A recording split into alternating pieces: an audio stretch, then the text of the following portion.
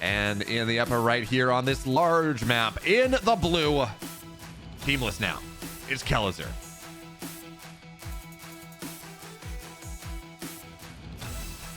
And his opponent spawning down in the bottom left for the Platinum Heroes. It is eGGz.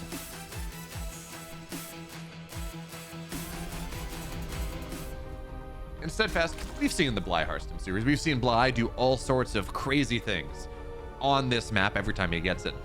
But that's PvZ. As we look at TvZ here, we look at, again, Radu said is the map that is least explored. I actually don't know if TvZ has been played on this map in ESL Masters thus far. Again, we've seen it very little. Who finds it more abusive? Is it the Terran? Is it the Zerg? Is it both, depending on how the game gets played? I mean, it does depend a lot on how, you want to approach the matchup. So the one thing to look at is from the Terran perspective, you get a free 3 bases and you get a pretty free 4th base even. But for the Zerg side, and the other thing is too, like, there's a lot of really awkward positions in the middle of the map. It feels like engaging a mech army can be really messy, even though there's a lot of wide open area. It feels like if you don't have creep kind of covering the middle part of the map, once you try and take a 5th or 6th base as a Zerg, or well, really a 6th base as a Zerg, things can get a little bit uncomfortable. But it is a good map for mutas. Personally, I just don't want anything to do with this map in my own play. Like, it's just such a messy and complex map. I don't know. And then even the other thing to consider is that if it does go long, there's obviously those mineral patches and rocks that can open up a back path and make it uncomfortable. The gold base early can be weird, but in CVT it's not easy to make use of it. There's a lot of complicated aspects to it. Yeah, and the really cool thing, by the way, about that mineral wall of the rocks is that you can only open it up by the defensive player, which actually kind of hurts the defensive player a little bit if we do see tank pushes. Now, tank pushes on the side of this, I think they barely reach the other side, but if you get the rocks down, you actually, it feels like potentially, depending on how Kelazhur wants to play this, as eGGz, you kind of need to get these minerals down fairly quickly in case that there's a push on that side and the rocks go down, and then you have tanks right back up against it. It becomes very, very hard to defend. Kind of a gold wall scenario, I guess, with that, with the kind of interior base that you used to be able to take. But even still, you're right. It's a weird map. There's wide open areas. There are awkward chokes, awkward angles. But I think the key thing to point out here is you say, okay, mech can be pretty hard to deal with as the Terran or as the Zerg, and fair.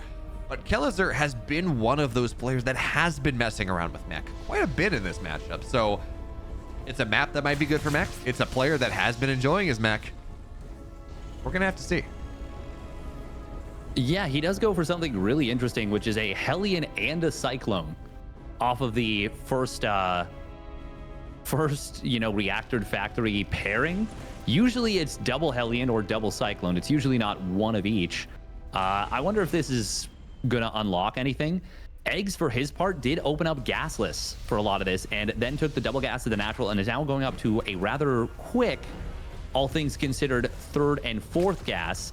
And I did mention that mutas are an option on this map, and it is a big map. There's a long rush distance. You can get something done. Speaking of getting something done, that one queen getting very low on HP, courtesy of that Cyclone. The Cyclones really rip through queens quickly, and he gets 2 queens very early on for no losses yet for Kelazhur, and he's even going to find this Overlord. This is a great start for the Brazilian Terran. And Steadfast, you talked about how, or wondering what getting a single Cyclone unlocks, and well, it seems like we have an answer because there's a Fusion Core on the way. Battle Cruisers are going to be the next stage of this aggression from Kelazhur, but for now, he just thinks about diving right in. There are links, but they're slow.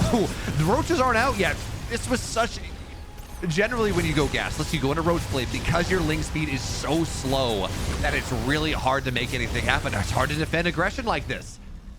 And instead, eGGz, he went Ling speed. He's going Ling Bane something out of this game. And that just means he's getting punished so hard by these Hellions, by this Cyclone. Now the Cyclone gets a little bit low, so you're going to have to back it up. I mean, do you? Even the queens are going to go down. This is 4 dead queens and so much creep denied. Yeah, that is a very successful push. I was going to say series of pushes, but it was really just one long, drawn-out push for Kelazhur. He gets a lot of value. The 3 queens were able to deal with the initial push up the ramp once they had the high ground advantage. But as you mentioned, like, the creep has been cleared up. This is a really uncomfortable position for eGGz. And Kelazhur has found a lot of value. And behind this, it is going to be mech. eGGz is going into the Spire, and he's got a lot of money in the bank, but it is going to be a little while before that's done. Kelazhur will get the scout in here with the Viking. I don't think that's enough of a tell yet. He might look at the gas timings if he clicks those gases and sees, hey, you just started mining from those. If you're taking them now, that might be your 5th and 6th gas. Maybe that's enough of a tell, but we will see. First BC, though, depending on where that teleports, that could just give the whole Spire away. I mean, this Viking might just scout the Spire as well. Yeah, there's Spire in the main. No queens in the main steadfast, actually. So this Viking has got 2 overlords. It's not checking where the Spire is, not just yet, but the first battle cruise is done. So doesn't matter. Scan's going to show it regardless. And that is an incredibly good scan because he just had his first BC finish. If he blinks across the map, I mean, eGGz is... First of all, he can go Corruptors instead of Mutas. I think he might have already started the Mutas anyways before that teleport would have gone through. But regardless, it means he doesn't lose the BC. And it's going to have its Yamato cannon. eGGz is going to try and get map control and be a real nuisance with these Mutas. It is just single armory from Kelazhur, which is a little bit interesting considering the size of the map. But I don't know. This feels like just such an uncomfortable game for eGGz already. Yeah, the one thing I would love to see Kelazhur go and just hold the battle cruiser in reserve until the Mutas go onto the other side of the map and then start to move in. He's kind of done that, as we're going to see a Yamato get a Muta instead of a queen. And now the Mutas, they have to run home. They can't get anything done on the other side. Steadfast, there are so many Cyclones already on the map, 4 of them at a time, 6 already done. So it's a dead queen or 2. It's a dead Muta there on the Yamato. Battlecruiser teleports back, really not in any danger. And now these Mutas have to get so much done. But again, this Cyclone count is so heavy that they're gonna struggle to do anything. Yeah, it is not a comfy position. The one thing that's a little bit of a nuisance right there for Kelazhur is we see him rebuilding the barracks, is that he loses the barracks before he builds his last 3 factories, before he gets up to that 8 factory count. But I mean, this is very good for Kelazhur so far. eGGz is starting to transition into, interestingly, 1-1 for the melee upgrades. He's adding on a 3rd Evo chamber as well, but he's also getting a Hydra Den and an Infestation Pit. So he's going to be gearing up for the next stage of this game and going to be thinking maybe about a Lurker transition. Yeah, which, you know, the more I think about it, Lurkers against mech can be very scary, right? Because they're tanks, they're liberators, you can kind of just die. Against other mech styles, right? Against, say, Thors or something, Lurkers can be pretty solid. But against this style in particular, this heavy amount of Cyclone, that I don't know if we can still call it battle mech, because again, Cyclones are very different than they once were. But you get a bunch of Lurkers into that. Cyclone, again, 110 HP, no armor. They are paper. So if eGGz can get to that, he should be able to at least postpone this game quite a bit here. Infestor drops a fungal, but it doesn't last very long. Yamatos go down, teleport right back out, wasted energy on the Infestor, and still damage done.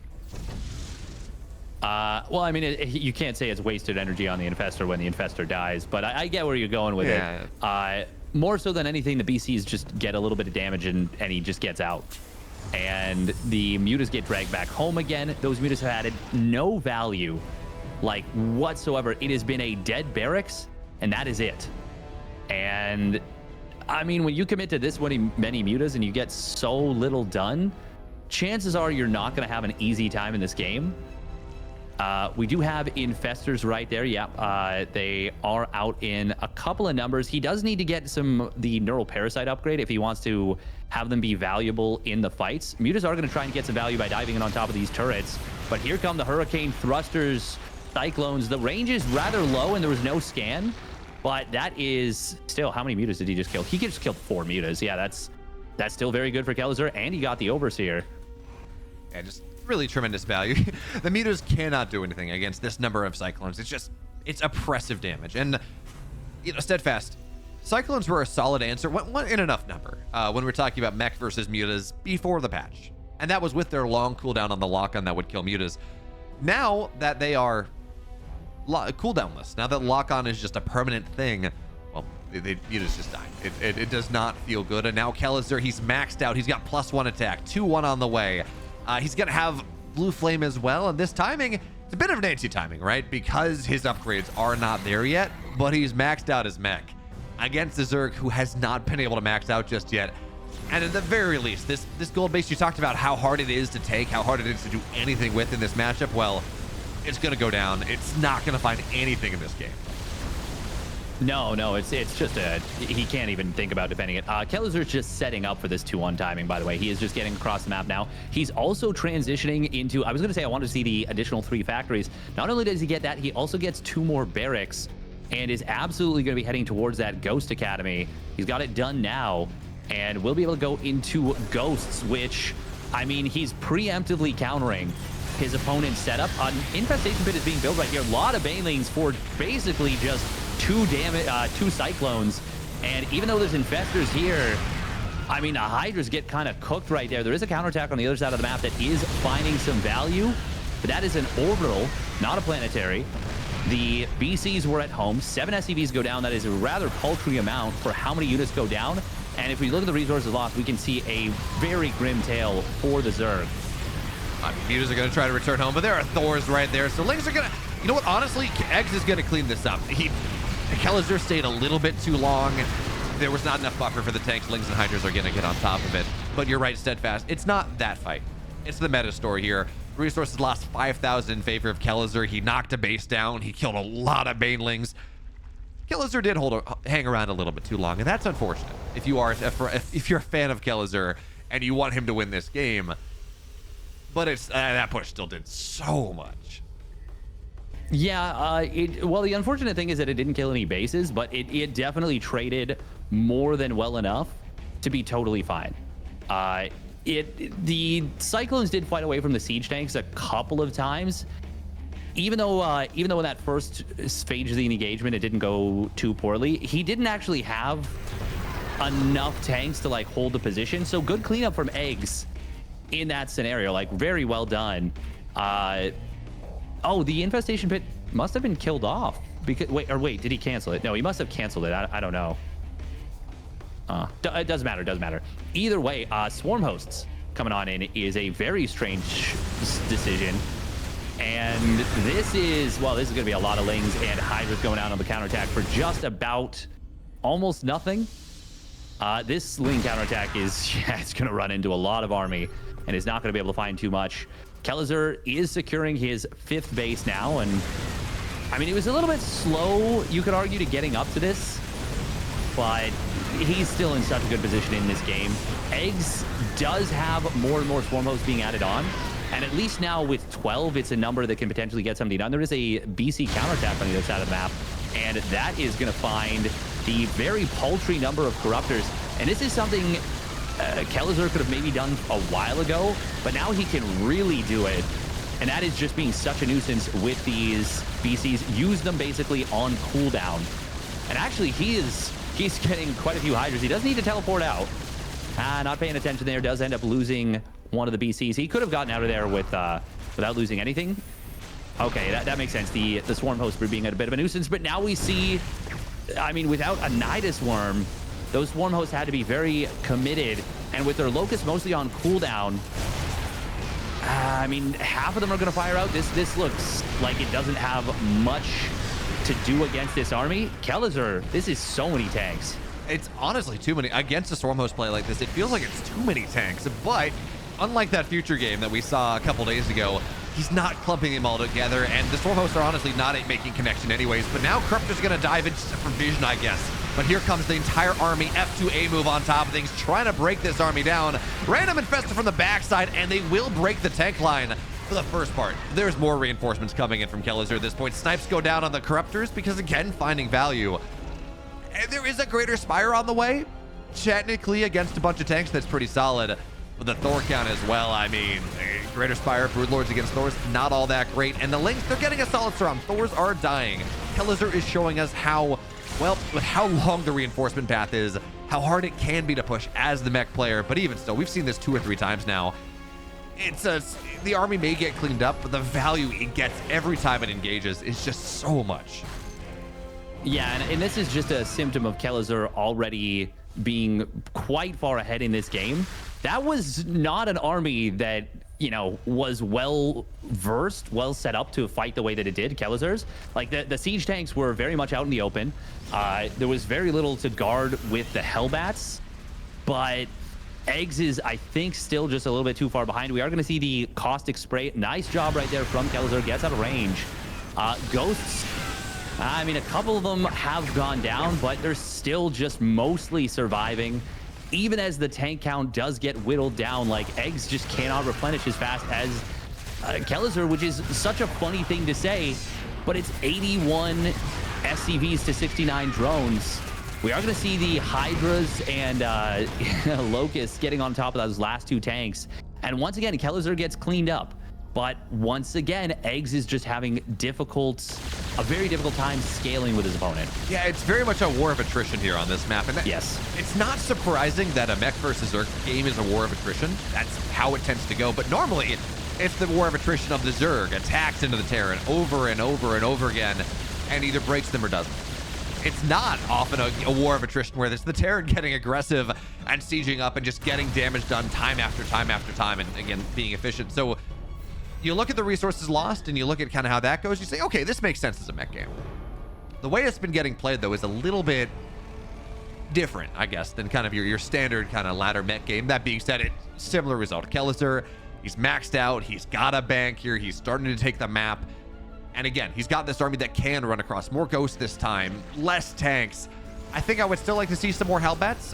No, but never mind. We got a ton of Hellions here. This army, it's much more well-rounded than the last one was. Yeah, and he's got that smart servos upgrade as well. You see those Hellbats instantly morphing to their other mode, and this time he will not be able to get jumped as easily. He is also going to finally come up and clean this base up on the top side. And I don't think eGGz can afford to lose it, but I don't think he can contest it either. And that's just going to be a very quick death on that base. We've got the Hellbats trying to cordon off those units. Locusts, well, they don't do anything. They get cleaned up so quickly. It feels like this has almost been an inevitability for the last, 6, 7, 8 minutes. But Kelazhur, I mean, eGGz has been tenacious. He's been not dying, but he has been getting out-traded. And now, as he loses that topside base, he won't be able to afford to remax. Kelazhur's bank is gigantic. There's going to be one last fight here with eGGz's army. And once Kelazhur trades against this, we should see GG any moment. I mean, he is doing decently well, but you're right. Yeah, once it's done, it's done. That was the most optimistic Broodlord I've ever seen, morphing right under a bunch of Cyclones. It goes down. Luckily, there were a couple more, but at this point, Kelazhur's maxed out again. eGGz is absolutely not. Snipes are going to get the Broodlord. And again, shout out to eGGz for staying into that game, for looking for a comeback, for trying to make something happen, but not in this game. Kelazhur, the mech play on Radusat, just a little bit too strong. Yeah. Yeah, just... I mean, well done from Kelazhur. You could argue that, like, some of the attacks felt a little bit impatient and were maybe unnecessary, but they got the job done, and he takes it down. Yeah, he does. And now we're going to move into game number 2 eventually of this series. And again, we're looking at this, and Kelazhur has lost a grand total of 2 maps to eGGz. He's never lost a series. It shouldn't surprise anyone that he does look solid. I think the bigger surprise as we move it, Site Delta is going to be game 2. I think the bigger surprise is that eGGz looked as solid as he did. He was in a rough spot the entire game, absolutely. But actually, as I say this, maybe that was a lot of Kelazhur just being overconfident and over-aggressive. But he did do a solid job of trying to stabilize sometimes and making that game last 20 minutes when it felt like at times it could have lasted a whole lot less. Yeah, it could have very easily ended a lot earlier. You can argue Kelazhur almost played the mech-like bio a little bit, but at the same time, to echo your sentiment, he could have. I mean, he he kind of could. He kind of was able to do so. His economy was massive. He had eGGz kind of on the back foot from the get-go.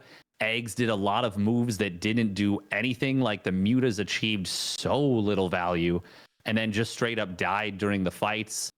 Yeah, not a whole lot went in eGGz's favor there, despite the fact that he was able to get some good survival engagements at the end. Like he didn't die, but he also didn't actually come back.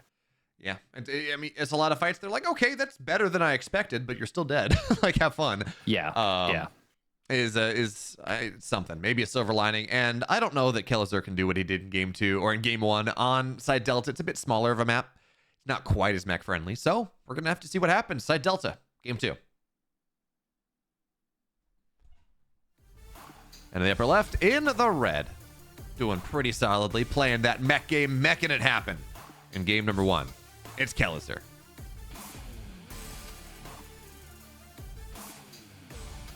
And his opponent spawning down on the bottom right for the Platinum Heroes. It is the Zerg player, eGGz.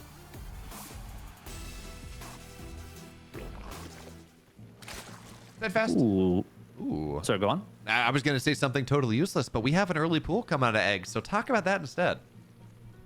Oh, well, we got an early pool. There's obviously two sides to this coin. There's one that it is defensive and keeps you much safer against proxy 2 racks, proxy 3 racks. But then there's the other side of that coin, which is that it can be an early Roach Warren, similar to what we see Dark liking to go for. And the interesting thing about this is that we do have Kelazhur going for a 2 racks Reaper play. Could theoretically throw down a third racks, but it would have to be pretty much right now, and we'll see that, yeah, he doesn't want to go for it. So even if it is Roaches, which it's not, it's going to be 6 Lings very quickly, the 2 racks Reaper is pretty good against this. Yeah, I would go so far as to say that Roach, like 19 drone Roach type of timings, you're talking about the Dark build, have almost been figured out against this, where I can't remember the last time I've actually seen them do enough damage to really define a game or win a game. Feels like Terrans, for the most part, have played enough of this build on ladder, and that Roach build at one point was really good. It was absolutely something that Zergs were doing and finding value with, but Steadfast, I don't know if you asked for it, but you will receive it anyways. Roach Warren on the way on not even 19 drones, on 16 drones. eGGz. There's some pressure there. I mean, this is not just some pressure. Now, this could be a fake Ling speed. I'm not sure. We'll see if he cancels that when he builds the Roach one. But I think this is just an all-in. I'm pretty sure this is just going to be a big Roach Ling all-in. There's the Roaches starting on up. He's continued to build Ling speed. We got to watch the Reaper. Does he get the scout? Other one? Okay, yeah, he saw everything. So that Roach Warren has been scouted. He sees the Ling speed wiggling away, and this all-in from eGGz. First of all, he's already lost a drone, which is, what, that's like 6% of his economy right out the gate. And this has been spotted. Oh, Kelazhur, don't lose that. Oh, the regen was just enough to keep it alive. 3 HP. And all Kelazhur really needs to do is build a bunker, and he's safe. 100%. Like, this just cannot work. He's building a second bunker. He is supply blocked as he waits for the command center to finish. But seeing the additional Lings will let him know that this is not a pressure. This is an all-in. And he's actually going to kill so many of these Lings as well. He's going to get every single one of them. Just before speed's done as well. So maybe these extra couple Lings here, these Reapers may eventually fall. That was such a... This is... The KDA charges out of Kelazhur in this game are so fantastic. And now he's going to get more gas, which means less Ravagers. Because eventually you do want some Ravagers to bust this down. And Kelazhur's not going to get supply blocked again. He was at 31. Now he's got extras. There are 2 bunkers here. Marines popping out into both of them. Because the Reapers got that extra gas drone and they're continuing to try to get damage here, eGGz can't build 3 Ravagers. He doesn't have the count that he needs. eGGz is dead this game. Oh yeah, absolutely. No, he's completely dead. No, and you don't just need, you need a minimum of 6 Ravagers to crack a bunker, because you need to be able to, so it takes 7 corrosive biles, but if you do 6 biles and then hit with the Roach or Ravager auto attacks, you can get the kill. He even loses an additional Roach, He's trying to break through, but look at this. So many drones are going down on the other side of the map. We've got 3 drones left. eGGz, oh my God. It's time to go, my friend. Yeah, this does not spark joy. This is, I mean, Lings are gonna try to peel in. Marines pot. Honestly, Marines can fight even outside of the bunker. Well, maybe. Yeah, Much more no, Lings. they can. It's fine. There's a siege tank here. This game is very over. I mean, I was never under the impression that it was anything but over. But it's like, yeah, maybe he gets some Marines on the backside. Maybe he cleans that up, and the game goes approximately 30 seconds more before the SCVs kill the rest. But regardless, eGGz was deader than a dodo in that game. We talk about species becoming extinct.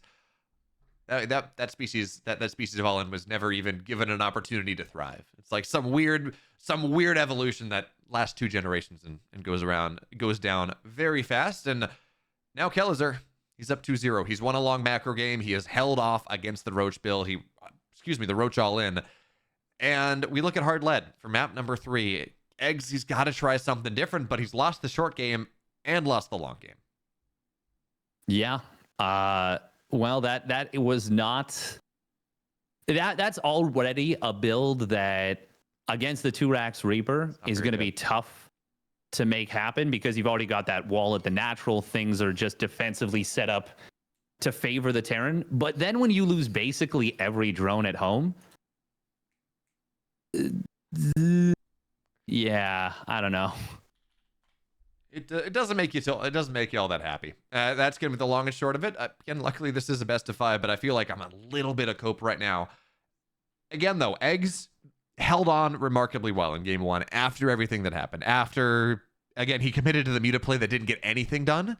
Still did a solid job of holding on. So maybe, just maybe, we're gonna see him turn it up one more time. And Steadfast, as you said, eGGz has really good mechanics. TVZ is by far the most mechanics-heavy matchup, but Kelazhur in this series, he's kind of been taking that out of it, right? Well, I guess eGGz did in game 2 with hitting with an all-in, but game 1 you play mech. That is, it's a solid way to play, but it's slightly less like pinpoint mechanics focused. It's much more strategy and kind of top-level gameplay, and then it's an all-in, right? That is an eGGz hit with an all-in that honestly I don't think is very good. So we're going to have to see now whether maybe those mechanics can show through a little bit more. Maybe eGGz can take a game. Game 3. In the bottom right, in the blue, he's up 2. It's Kelazhur.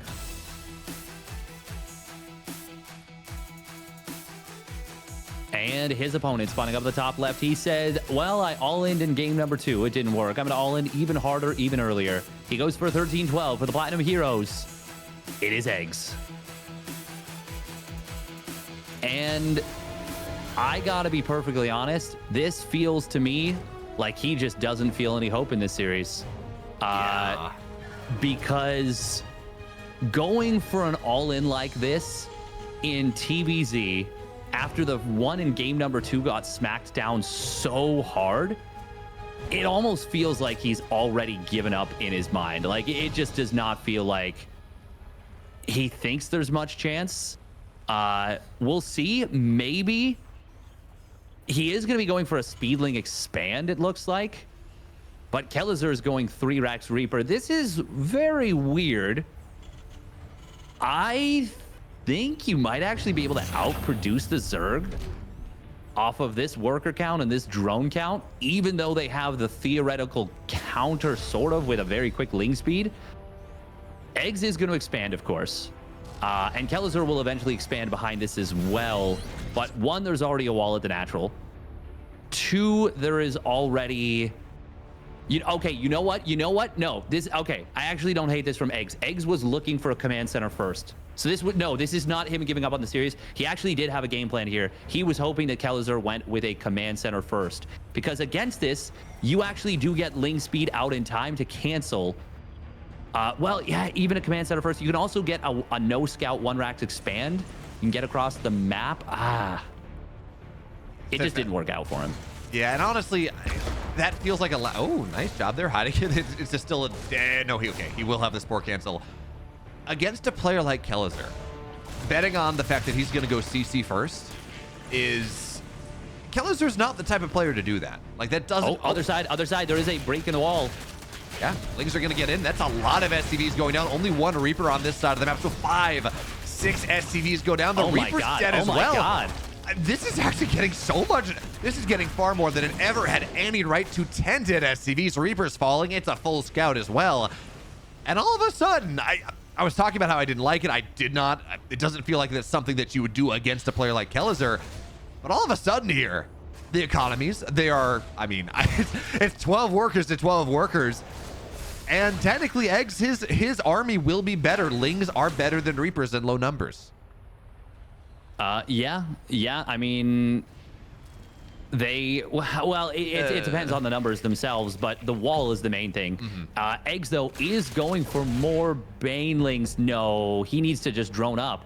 Just drone up. Don't even waste the gas on the Banes. That is a very off. I don't understand. I like what Kelazhur is. I mean, he is in a good position economically. Kelazhur, though, is counterattacking with a lot of Reapers. Kelazhur's actually in a really bad position in this game economically, so he does need to get a lot done. But with eGGz coming back home, I mean, this will be one-shotting drones. Oh my God, and that Queen even taking a lot of damage as well. And oh, the grenade actually killed him from the low ground, his own grenade. And that actually keeps those 2 drones alive. Yeah, it doesn't one-shot drones anymore, doesn't one-shot Lings anymore. This is actually really awkward for Kelazhur right now. He's gonna get trapped into a corner, and the Reapers will fall. 4 drones die, so Kelazhur on his 16 SCVs builds himself an economic lead, technically. But it's still rough because now Kelazhur has no map control. He doesn't have much of an army. He's just been building more Reapers. I do want to point out, though, something fancy that Kelazhur's done that I do appreciate. He built the eBay to like 99%. So any sort of bust against this, the Lings are going to spend a lot of time, a lot of value. If he busts through it, well, that's a lot of value that is going to try to kill this eBay down. Then Kelazhur can just cancel it in the end and get a full refund. So that's something. And now this game is just, it's one that I think we can invariably say is in eGGz's favor. He's got a layer on the way behind this. And this army that Kelazhur has steadfast, I mean, it's just 8 Reapers, it's just 6 Reapers. That's not a lot. No, it is not a lot. We are going to see them getting some good kiting done here. I will say, I now realize what the Banelings were for. Oh, nice job from Kelazhur dealing with that. And I think that might have been a manual detonate to try and draw the Reapers in, but good job from Kelazhur to avoid that. So I think what the game plan was there from Kelazhur, or pardon me, from eGGz, is he was looking for Kelazhur to cancel that engineering bay and replace it with a low HP structure. And then when that happened, eGGz was going to come in with 3 Banelings and, you know, blow it up and then just run by and maybe even just get a victory right there. We're going to see the Reapers getting into the main base. They are going to be able to get into a really good position. Oh no, this is very rough for eGGz. The drones are going to be pulled into the fight, but this is not happening. All the Lings pretty much getting cleaned up. Kelazhur still has a lot of Reapers, and this might just end up being the end of the game right here. We've got 11 drones falling. Yeah, eGGz did not think that Kelazhur was going to build 10 more Reapers after he lost all that many, which, you know, I think he can be forgiven. Who does this? A player who's really in a bad spot. It only has 1 tech path is what happens here. So Kelazhur, he runs into the fact that there were just about as many Lings as there were Reapers and eviscerates eGGz's economy. Yeah, eGGz has a lair. He's got a Spire on the way. Steadfast. It's on 16 drones. You're going to get like 1 muta out of that. It really, you don't have much to afford. So eGGz, he dotted his I's. He failed to cross his T's. He didn't spend enough time thinking about the one way that he could lose the game, or one of the few ways he could lose the game. And Kelazhur hit him with that one timing. And now Kelazhur takes the 3-0 in kind of an odd